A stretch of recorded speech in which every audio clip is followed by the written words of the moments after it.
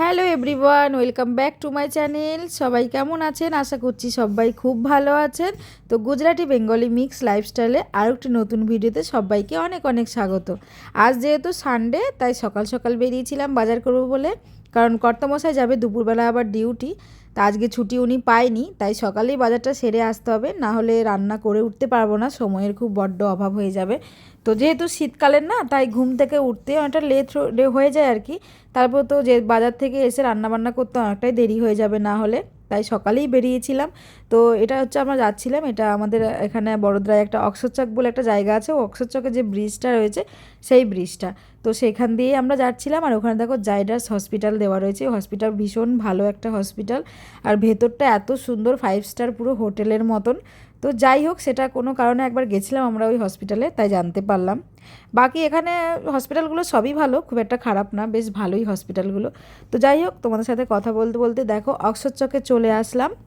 এটা হচ্ছে অক্সরচকের চকরিটা, যেখান থেকে একটা রাস্তা ওদিকে আরেকটা ফ্লাইওভার আছে, যে ফ্লাইওভারটা প্রায় 2-3 কিলোমিটার জুড়ে ফ্লাইওভার করে রেখেছে। তো সেটা একটু সামনে আগিয়ে গিয়ে পাওয়া যাবে, এখান দিয়ে রিলায়েন্স মলেও যাওয়া যায়।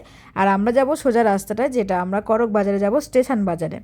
তো যেহেতু সকালে বেরিয়েছি, সবার তো খিদে পেয়ে গেছে, বাড়িতে আজকে নাস্তা করার সময় হয়নি, তাই ভাবলাম বাইরে কিছু খাওয়া যাক।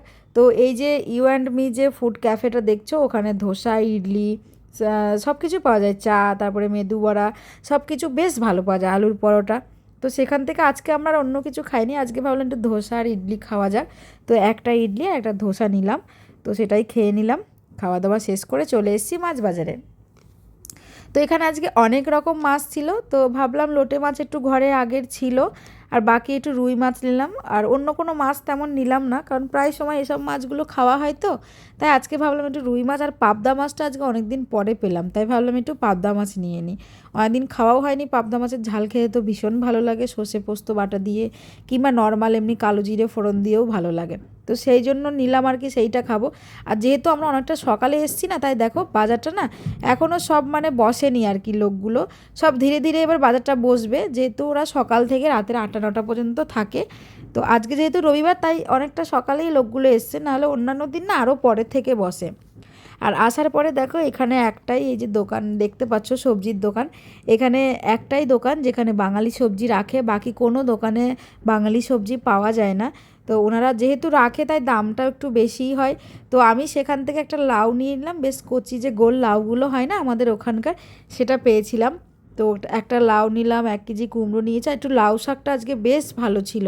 তো সেই লাউ শাকটাও 500 গ্রাম মতো নিয়ে নিলাম, যেহেতু আমরা বাড়িতে দুজন, তাই আমাদের 500 গ্রাম শাকেই হয়ে যাবে। বাকি কিন্তু দেখো পুঁই শাক ছিল, লাল মূলো ছিল, সেগুলো আমি আর নিইনি, কারণ পুঁই শাকের ডাঁটাগুলো না থাকলে না আমার খেতে খুব একটা ভালো লাগে না। আর পেঁপেটাও আমার ঘরে ছিল আগের দিনের, তেমন একটা খাওয়া হয়নি, তাই ভাবলাম এত কিছু আর নেবো না, যেটুকু বেশ ভালো ফ্রেশ ছিল সেখান থেকে কিছু নিয়ে নিলাম। তো এই আর কি বাজারঘাট করছিলাম, আমার ওখানে নতুন আলু খুঁজছিলাম, জানো এখনও এমনি যে দোকানগুলো আছে না বাড়ির আশেপাশে, ওখানে নতুন আলু বিক্রি হচ্ছে, কিন্তু বাজারে এখনও সবার কাছে নতুন আলু এসে পৌঁছায়নি। কারণ এখানকার লোকে নতুন আলুটা খায়, অনেকে নতুন আলু খেতেই চায় না। তো সেটাই খুঁজতে খুঁজতে নতুন আলু তো আর পেলাম না, তো এক জায়গায় পুরনো আলু বিক্রি হচ্ছে, এটা 30 টাকা কেজি নিয়েছে, আরেক জায়গায় বিক্রি হয় জানো তো, সেটা 40 টাকা করে কেজি। এখানের যেমন আলুটা না একদম মানে খুব একটা ফ্রেশ না, তবে কি বলতো, এই আলুগুলো না মিষ্টি হয় না, আমি না মিষ্টি আলু একদমই খেতে পারি না। তো ভাবলাম এখান থেকে আলু বেছে নিয়ে নিই, আর ছেলে আমার ক্যামেরা করে দিচ্ছে আজকে। দেখো বাজারটা এখনও পর্যন্ত ফাঁকা, তো সেখান থেকে কিছু আলু বাছছিলাম, বেছে নিতে হবে, কারণ একভাবে ওরা দিলে না অনেক সময় খারাপগুলোও পড়ে যায়, তাই আমি বেছে বেছে নিচ্ছিলাম। কর্তমশাই ওখানে গাড়ি নিয়ে দাঁড়িয়েছিল, ছেলেটাও রয়েছে এই যে, ওর বাবাকেও আবার দেখছে। তো বাবাকে বলছিলাম যে তুমি একটু আলুগুলো তুলে দাও, তো উনি আর গাড়ি নিয়ে নামলো না, কারণ গাড়ি রাখার না বড্ড অসুবিধা, জায়গা একদম কম পড়ে যায়, গাড়িগুলো আসে না সবজি দিতে, তার জন্য মানে গাড়ি নিয়ে দাঁড়িয়ে থাকতে হয়। তো বাড়িও চলে এসেছি, আসার পরে রান্না বসিয়ে দিয়েছি। বাড়ি এসেছি তখন প্রায় 11টা 15-20 হয়ে গেছে। তার মাঝখানে আমরা একটু একজনের বাড়িতেও গেছিলাম, একটু দরকার ছিল, তাই গেছিলাম। তো সেখান থেকে এসে রান্না বসিয়ে দিয়েছি, ভাবলাম যে লোটে মাছটা রয়েছে ওটাই একটু ঝাল করে নিই, আর একটু আলু ভাজা করব, কারণ এর থেকে বেশি কিছু আমার করার সময় হলো না। মাছের তরকারি করতে গেলে অনেকটাই সময় লাগতো, তাই আর করলাম না।